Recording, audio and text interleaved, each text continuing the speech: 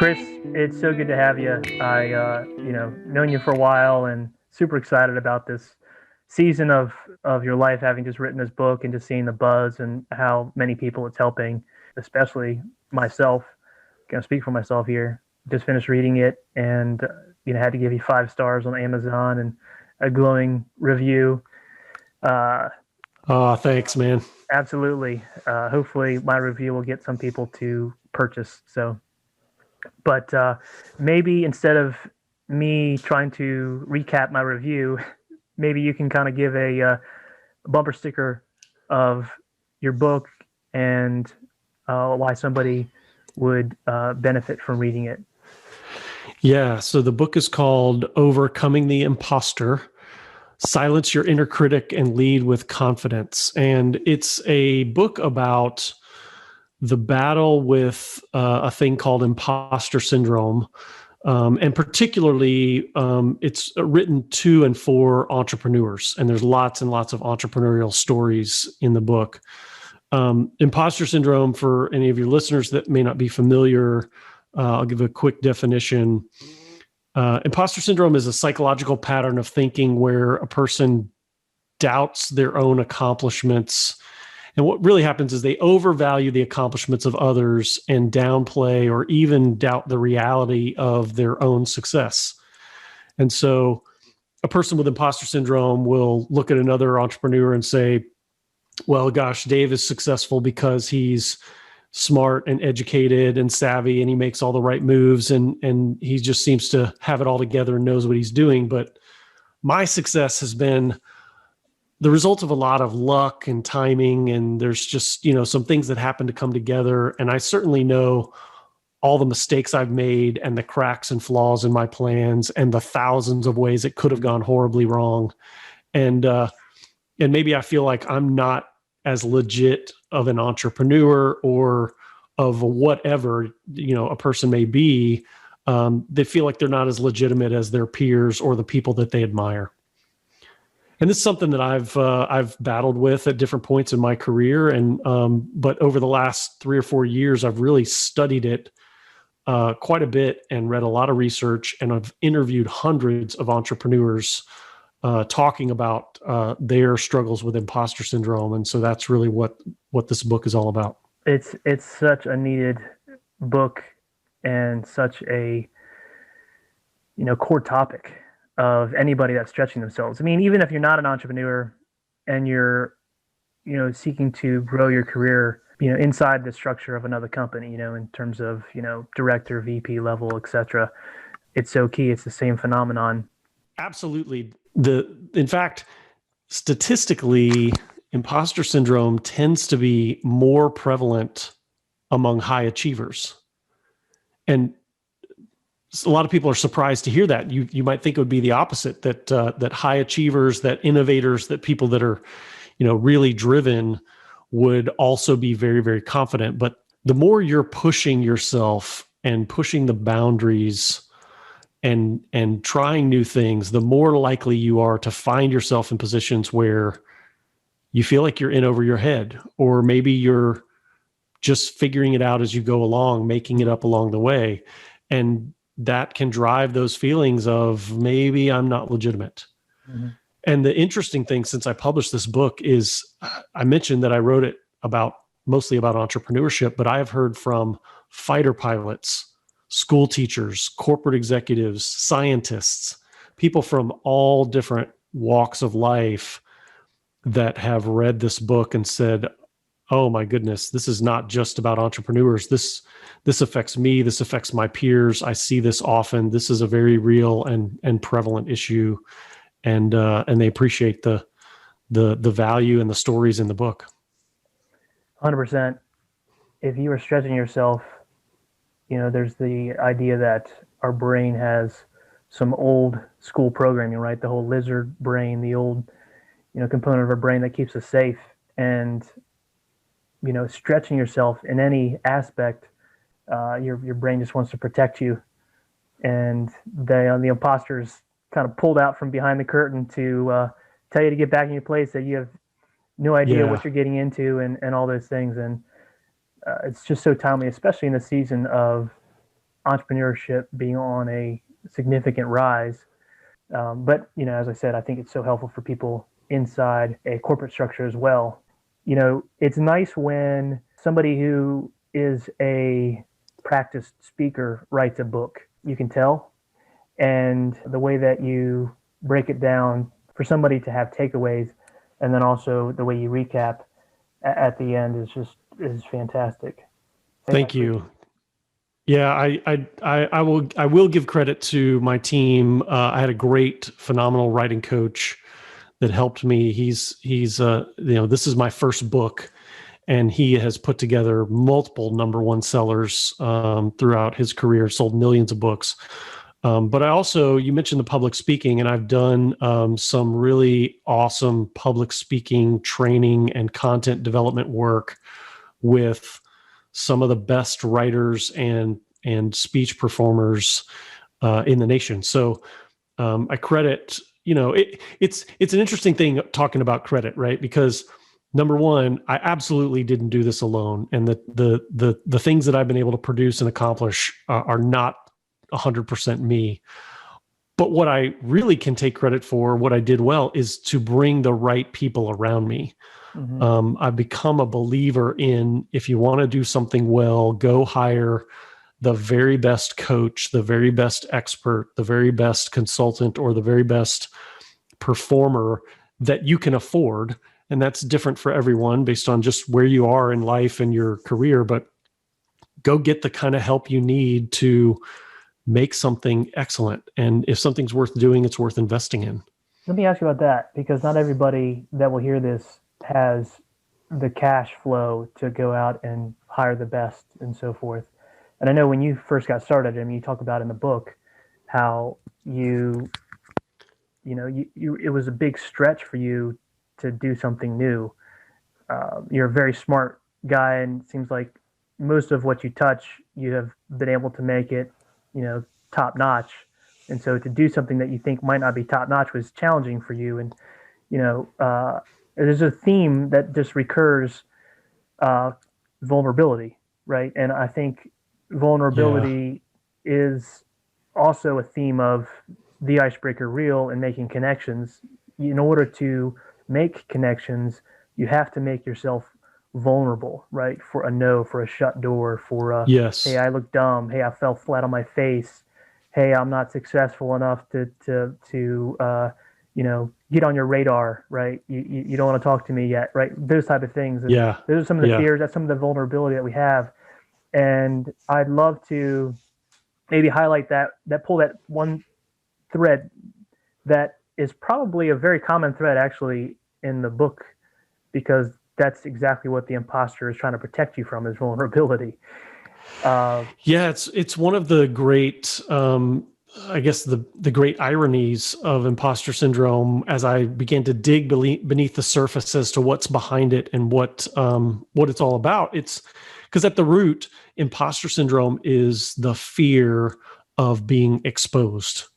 It's the fear that people may think more of you than is really there, and that if they find out the truth, that somehow that's going to hurt you. And the reason that I say that's an irony is that what I learned and discovered is that the solution to imposter syndrome, the antidote, if you will, is vulnerability. And the antidote is to open up and to be honest and to be genuine. Because when you're honest and you're genuine with people, when you're authentic, you take away all the ammunition of that inner critic, because he can no longer say, oh, they're going to figure you out. Well, they can't figure me out if I've already just laid it all out there. If I've said, this is reality, this is who I am, then there's no more fear, because I've already opened up and shown what there is to see. And so, imposter syndrome will cause you to fear vulnerability, and yet being vulnerable is actually the cure for imposter syndrome. It's counterintuitive. It seems counterintuitive. I have a coach. We were talking about how, in a dream where you're running from something, you're on a hill, you're slipping, you're falling, you're grabbing, you're trying to hold on, all of that energy, etc., that's spent on that. But if you let go and you fall, is that easier? It's easier. It's Mm, uncomfortable, right? it is. But it's easier. And what we're afraid of is the thud. But the thud never happens, right? The thud doesn't happen. It's a process. It's a learning experience. It's kind of like trapeze, artists. They're always letting go, right? That's part of the whole show, Yeah. right? That's part of the fun of Yeah. letting go. Sometimes Yeah. they're grabbing on each other's hands, and if they fall, they're bouncing up on a net, and they have to learn to be okay, and that there is no thud, right? Yeah. It's a training thing. But I would love to hear how have you practiced vulnerability in getting to where you are. Yeah. I think the thing that has changed for me as I've grown and matured in my career is particularly around vulnerability is getting more comfortable saying I don't know. Being honest when I don't know something. What so often happens, and I think young professionals particularly struggle with this, is we feel the need to be an expert. We feel the need to have an answer. And when someone asks us a question, True. it feels like a test every time. And if we don't have the right answer, we're going to fail that test. But the truth is, the reality is, none of us know everything. And so every question we encounter is not a test. It's just simply a question. That's good. And sometimes the right answer to the question is, I don't know. That is the correct answer. And what happens to many of us when we have some insecurity, when we're worried about our image, someone will ask a question and we feel the need to sort of manufacture an answer. We don't actually know the answer. We're not the expert in the field, but we start to talk around it and try to sort of figure it out in real time, see if we can come up with something intelligent. And more often than not, I think people see through that. Like, it's pretty recognizable when you're just, talking to talk and Right. not actually providing something of value. But when you have someone ask you a question or someone brings up a topic and you lead with, hey, I'm not the expert here, or I don't know for sure, but here's what I think.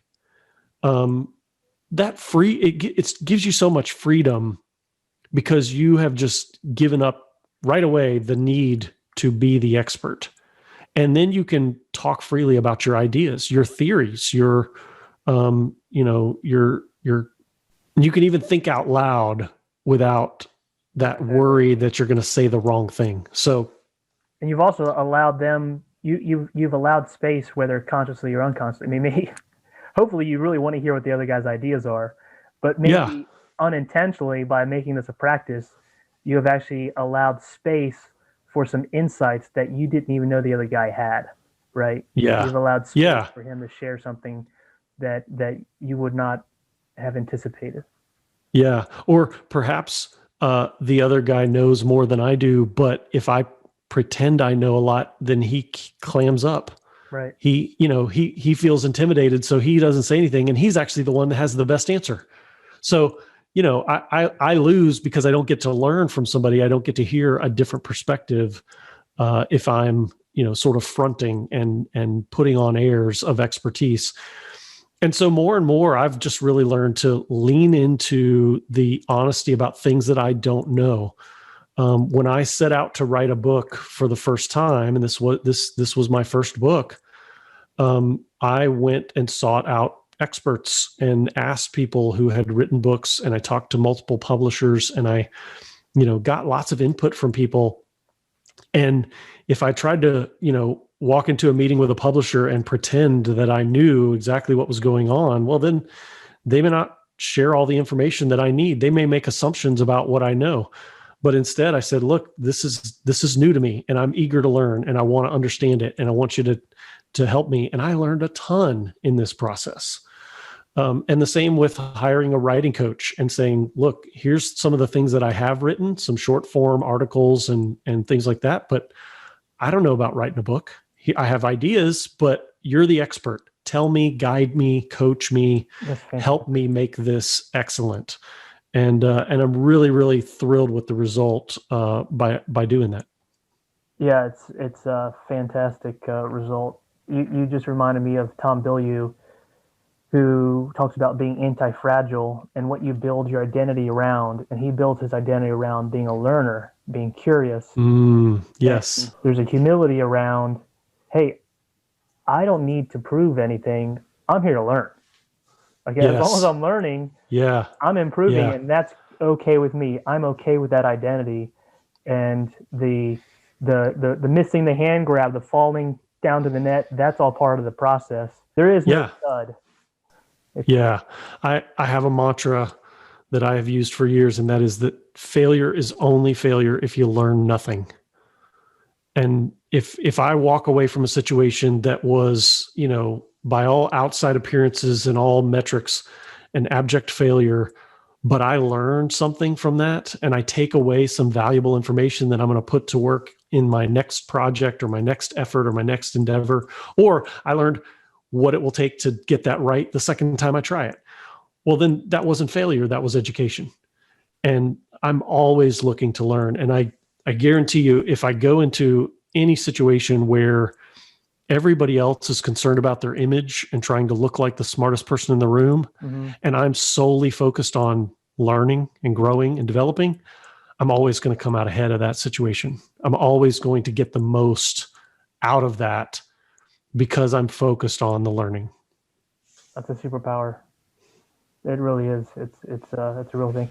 You know, the other thing you talk about is humility in there, and uh, coming from a very you know, spiritual upbringing where humility was the pinnacle of character traits, I would say, and humility almost was understood to be self abasement. I mean, that was kind of a general thought. Now, Yeah. I wouldn't say that all the teachers would say that, but at some point, there was a realization that it's not a self abasement or deprecation, but it's just Yeah. agreement with reality, right? It's Yeah. just, Humility is not the same as humiliation, right. right? And humility doesn't require you to put yourself down. I think it was C.S. Lewis who said that humility is not thinking less of yourself, it's just thinking of yourself less. And you can be very, very honest and realistic and even complimentary of the things you do well while being humble, because humility is just having an honest viewpoint that's not overinflated, that's not ego driven, that's not uh, trying to disproportionately put the spotlight and the attention on yourself. It's just being honest and real about where you're at. And I've often seen that pride comes with, it can go hand in hand with insecurity, right? There are a lot of people that, and I've been guilty of this at times. It's an outward pride and ego that is masking an inward insecurity and a fear. And the opposite of that is humble confidence, where you're humble on the outside, confident on the inside, and you're able to say, I know, I know what I'm worth. I know what value I bring. I know where my limits are. I know where I am the expert and where I'm not. And so I don't have to brag about it. I don't have to make a big deal. I don't have to draw attention to myself. I can just walk confidently in that knowledge of the truth, the reality of the situation. And I don't have to draw attention to myself, because when the time comes and when my skills or my value is needed, it will be evident, and I don't have to manufacture it. That's humility to me. Wouldn't you say that all these things are extremely attractive in the way that they're attracting other people to want to be a part of, your project, your labors, your brand, right? They're things that kind of invite other people to be their authentic selves and to also express their ideas, their thoughts, their opinions, because you're curious, right? You're like a, Yeah. you know, a, a release valve, right? That's bringing the best out of people around you because you want the best out of people around you because you're humble, right? Yes. Yes. Yeah. If you're humble, you're lifting others up and you're building others up. Not again, not to put yourself down. You don't have to downgrade yourself in order to lift others up. You're just genuinely trying to be helpful and, sharing the credit, sharing the benefit, encouraging and strengthening those around you. That's humble confidence, without having to steal the spotlight, without looking at credit or appreciation as a zero sum game, where if you get some, I don't get that, and so I have to try to take as much as I can. That's the wrong way to look at those kind of things. Do you have a working definition of confidence that you could share? This is kind of where I'm going to acknowledge Yeah. my ignorance. I don't have a working definition of confidence. I'd love to hear yours. Yeah. Well, one of my executive coaches, and I've had several over the years in my entrepreneurial career, he taught me about the difference between self-esteem and self-efficacy. And what he told me was self-esteem is largely emotional. It's a feeling. It's how you feel about yourself. And feelings are very fickle. Feelings are very they're easily manipulated, our emotions. And they're not reliable. We can't afford to live by our emotions. Self-efficacy, on the other hand, it's a fact-based assessment. It's a look back at your track record, the good and the bad, and a look at what you have accomplished, the struggles and the trials that you've been through, the obstacles you've overcome, and an assessment of yourself, of really what you're capable of based on information, not feeling. And in particular, when we had this conversation, it was during a point in my career where I was having to shift gears. I was having to pivot my business a little bit, and I was really uncertain about whether I could do it, whether I was up to it. And he really helped me to look back at my career and realize that I had pivoted a number of times in my career. I had tried something new, and not that it was successful the first time every time, but I had many times tried something new and figured out a way to make it work. I'm an entrepreneur. That's what entrepreneurs often do. We see an opportunity or we see a problem and we experiment until we figure it out. Mm-hmm. And he said, Kris, you don't have to have confidence in the fact that you've done this before. You're about to try something you've never done before. And your confidence can't be based on that experience because you just haven't done it. But you can look back and have confidence in all the things you've done prior, and be confident in the fact that you can do new things. You can take on new challenges. You can survive struggles and obstacles. You can thrive in the midst of failure and learn from it and come out better on the other side and do great things. And so, I see confidence as the ability to look at the facts without having to build up, some emotional rah-rah pep talk speech for yourself, but to be able to honestly assess and say, I've had wins and I've had losses, but here I am. I've survived it all, and I'm better today than I was yesterday. I'm better today than I was a year ago. And so my track record is a record of learning and improvement. And that's all I need to be confident. It seems like an informed optimism. Yeah, I like that. That's a good way to put it. It's an informed optimism. It's not just a pie in the sky hope and dream, but it's an honest look with and drawing all of the best from your history and your past and saying, these are the things that I have to build on to move forward in the future. That's great. That's good. Oh man, I could talk with you all day long.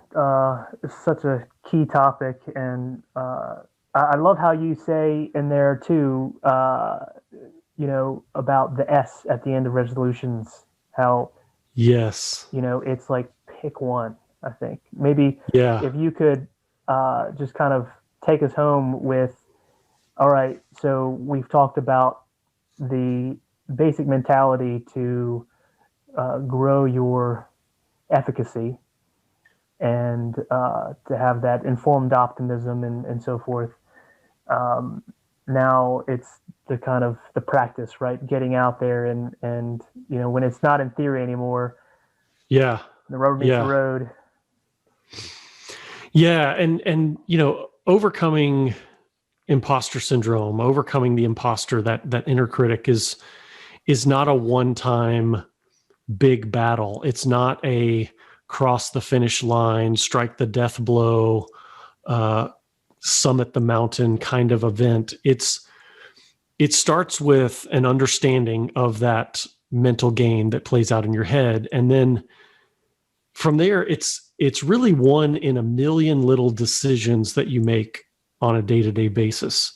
It's one in some changes, some key changes in your thinking that cause you to lean into opportunities rather than recoil in fear, cause you to take risks rather than try to hedge all your bets and play it safe. And and so, you know, you mentioned the resolutions, and it was also one of my executive coaches that said the problem with New Year's resolutions is the S at the end of them, that there's too many people try to change too many things at once. And so what I encourage readers to do in the book is, I give several different ways that you can begin to change your mindset and see things differently. But the encouragement is to choose one and focus on that for a period of time until you feel like you're mastering it, and then layer on another and another and another. So I guess to summarize this conversation we've had, if I could wrap it up into one change Yeah. in your thought process, it would probably be to see failure differently, to see failure as a learning opportunity, and to look at any situation, any opportunity that comes your way and decide, you know what, if I do this, I'm either going to succeed or I'm going to learn. Failure is really not one of the options. Right. It's only an option if you are willing to fail and walk away empty-handed without having learned something and grown in the process. And if you refuse to not grow, if you refuse to go through any situation without gleaning something, some information, taking some knowledge, then you never really fail. You always either succeed or learn, and the learning is always a step towards the next success. So that is that's one mindset shift that will really help people to battle imposter syndrome and to think differently about the fears and the doubt that creeps in when you're making decisions and making choices in your career. That's really good. That's really good, Kris. I think the focus on making connections, whether that's professional or personal, I think that hesitation to fall flat, this sense of imposter of am I worth this person's time? Those are relevant as well because it's a matter of there is no failure. It's learning. It's taking the next step, and the more you fail, the more the more prepared you're going to be next time, right? Figure it out. Yes, that's exactly right. That's exactly right. Every failure is a stepping stone on the path to success. Love That's it. really all it is. Again, thanks for writing that book. Thanks for being bold. Whoa, I got to ask you this. So the story about when you lost half your team, was that the most painful story for you in that you put in that book? That was probably one of the toughest to just lay out because it is a period of my career that I just genuinely felt like a failure. And I even wrote in the book that, during that time, someone introduced me to another person as a successful entrepreneur. And I just wanted to stop them and say, no, that's not me. I'm not successful because you don't know what's going on in my business right now. And I couldn't take it. And so that was a challenging time. And it was, it's a story that I knew needed to go into the book to talk about, to share with people, those moments and how you deal with those moments. But it was a little tough to write that and to, get gut level honest about how I felt in that moment, because the temptation is always there to sugarcoat it. It's always there to paint it as a rosy picture, or to pretend that it didn't bother me, or that it was all part of the plan. But that's just not the truth. That's not reality. In truth, at this point, I've actually benefited from it in terms of I've been able to help a lot of other people with, building their teams and building the right cultures and doing the things that would keep you from losing star players and things like that. And some of that has come out of that painful situation that I dealt with. So there's always good to be drawn from it. And I'm at peace with that today. But going back to write it all and revisit it all was still a little bit of a dig, Oh man, Kris, thanks so much. Congratulations on the culmination of your efforts, and I know it's going to be hugely successful in this next stage of your career, which I know you're loving, and I hope you just have a blast. So. Yeah, thanks, Dave. I appreciate it, man. It's been fun talking to you. Yeah. All right, Kris. Thanks, man. We'll see you around. All right.